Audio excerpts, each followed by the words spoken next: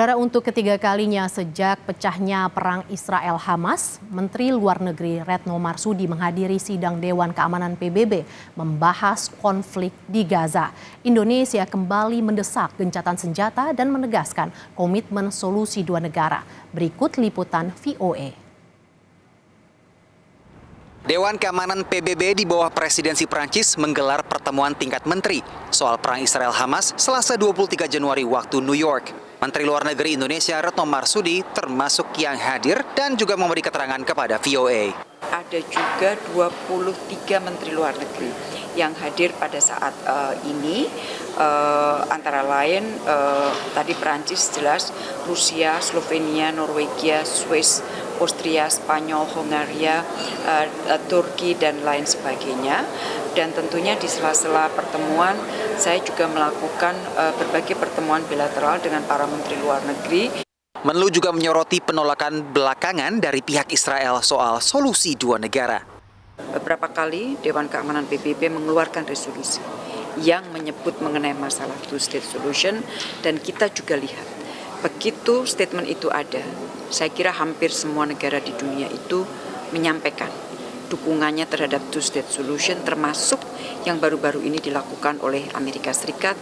Isu pemerintahan di Gaza selepas perang dan solusi dua negara membuat Israel berseberangan dengan Amerika Serikat yang di bawah Joe Biden juga menginginkan solusi dua negara.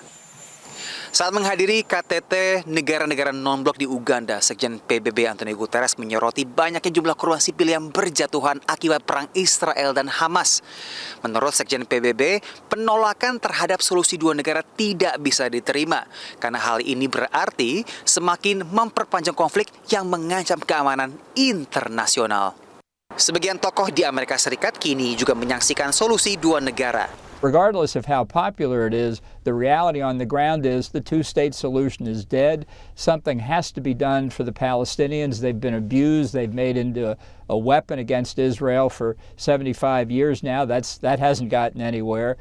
But the idea that you're going to reconstruct Gaza and build a state on that, I think defies reality. Tapi analis mencermati banyaknya tekanan internasional, tak hanya dari Amerika Serikat, tapi juga dari Uni Eropa serta Arab Saudi. Now, both of these parties are very important to Israel. The European Union is as a bloc, is one of Israel's closest allies.